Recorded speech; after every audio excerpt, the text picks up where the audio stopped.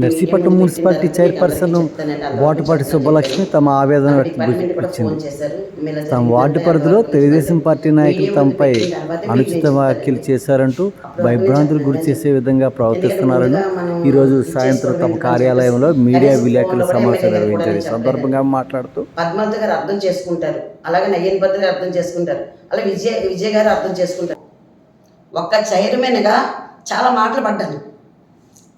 నువ్వు టీడీపీలోకి వస్తాను అని అన్నావు, టీడీపీలోకి రా, వస్తాను అందరితో చెప్తున్నాను. ఎవరితో చెప్పాను, దేంతో చెప్పాను?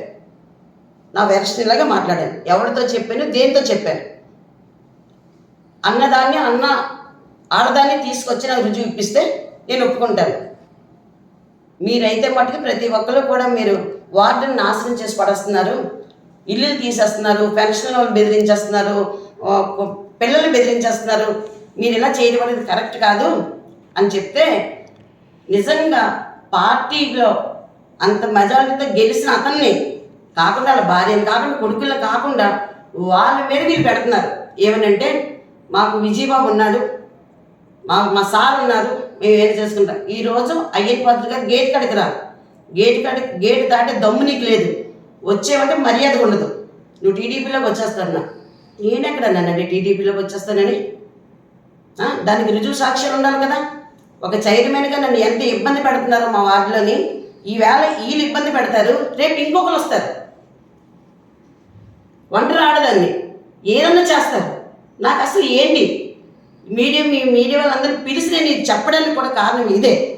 ఏంటంటే, ఈరోజు నన్ను చాలా ఇబ్బంది పెట్టి అంత దూరం వెళ్ళిపోయిన వాళ్ళు మళ్ళీ వెనక్కి వచ్చి నా మీద గొడవాడి చాలా నా మాటలు మాట్లాడారు. అందులో ఎంప్లాయ్ ఉన్నారు. ఎంప్లాయ్కి అవసరం అండి? కొన్ని రాజకీయ నాయకులు ఏదో పిల్లలు తిరుగుతున్నారంటే పర్లేదు, ఎంప్లాయ్లు కూడా తిరిగి నన్ను ఇబ్బంది పెడుతున్నారు. మున్సిపల్ ఎంప్లాయ్ కాదండి, అవుటర్స్ ఎంప్లాయ్ అండి, అవుటర్స్ ఎంప్లాయ్.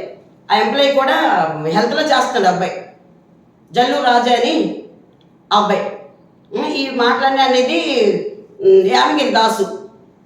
మీ ప్రభుత్వం ఉన్నప్పుడు మాకేం చేసావు, మాకేం సహకరించావు, మాకు కోఆప్షన్ మాకు ఎందుకు ఇవ్వలేదు, నువ్వు వాళ్ళకి ఎందుకు ఇప్పించావు కోఆప్షన్? నేనెవరినండి కోఆప్షన్ ఇవ్వడానికి?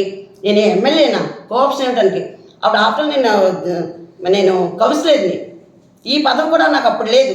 అలాంటప్పుడు నేను కోఆప్షన్ నేను ఎందుకు ఇస్తాను? నేను చెప్పిన వాళ్ళకి ఎమ్మెల్యే గారు ఇస్తారా కోఆప్షను? మీరు అలా చేశారు, మేమే చేస్తాం. మూడు సంవత్సరాలు మేము రింగాట ఆడుకుంటాం మీతోటి, ఎవరు వస్తారో రండి. ఈ 5 సంవత్సరాలు రింగాట ఆడుకుంటాం మేము, ఎవరు వస్తారో రండి.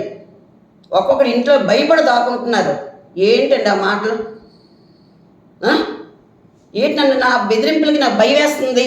నిజంగా చెప్తున్నాను, ఈరోజు నా పెద్ద కూడా బతుకుంటే ఇంకా ధైర్యంగా ఉంది. నువ్వు నా ఇంటి మీదకి వచ్చి నన్ను ఇలా శవాలు ఇసిరి నన్ను ఒక ఆడదాన్ని కాబట్టి ఈదులో తగుపెట్టించి, వీధిలో ఇంట్లో కూడా కదా వీధిలో. ఎంత అన్యాయం అండి ఇది! నేను ఎవరితో చెప్పుకోవాలా? పద్మావతి గారు అలాంటి వాళ్ళు కాదు. ఆవిడని నేను ఎదిరించి మాట్లాడలేదు. అలాగే నయ్యన్ భద్ర గారితో నేను ఎదిరించి మాట్లాడలేదు. అలాగని విజయబాబు గారితో నేను ఎదిరించి మాట్లాడలేదు. అలాగే రమేష్తో ఎదిరించి మాట్లాడలేదు. మీ వార్డుకి వస్తే అయ్యన్ భద్రని తిట్టావు అన్నారు. తిట్టాను ఏంటి? బూతులు తిట్టాను నేను అయ్యన్ భద్ర గారిని? ఏమైనా అన్నాను నేను అయ్యన్ భద్ర గారిని?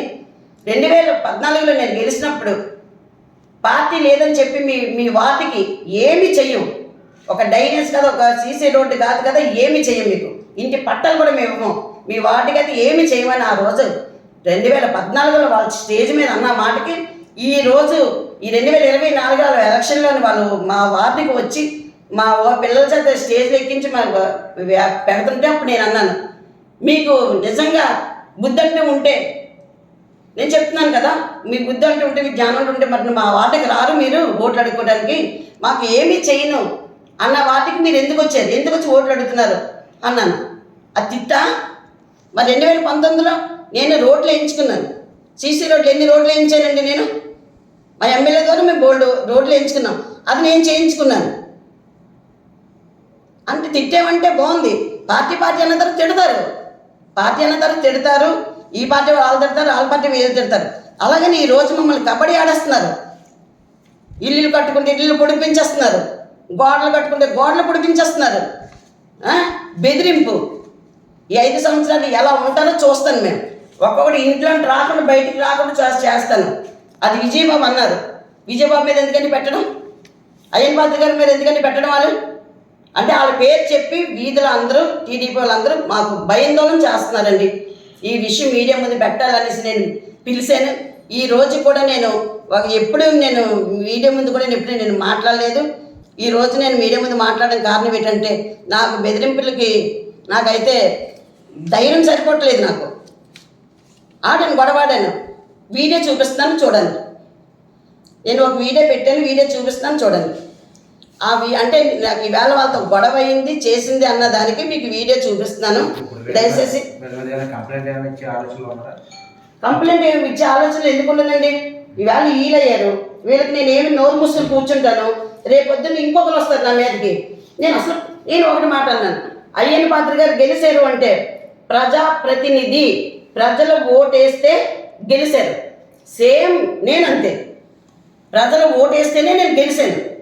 నేను ఎవరో మా ఎమ్మెల్యే గెలిచేసారు, అతని ద్వారా మిమ్మల్ని అందరినీ సాధించేస్తున్నానని నేను సాధించలేదు. నేను ప్రజాప్రతినిధిని, నేను ప్రజలు ఓటేస్తే గెలిచాను. నేను నీకు దమ్ముంటే మళ్ళీ ఎలక్షన్లో నువ్వు నిలబడు, నా మీద నెగ్గు, అప్పుడు కాలు ఎగరే. ఇప్పుడు కాదు సమాధానం చెప్పడం. ఈ మాట కూడా అన్నాను నేను.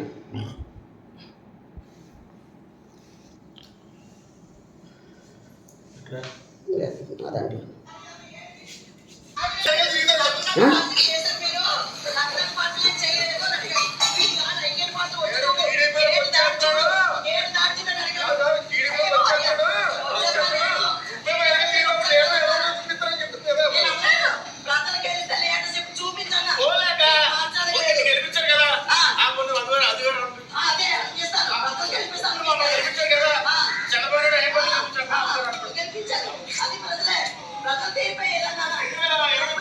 అలా భయం కొద్ది చేస్తున్నారు.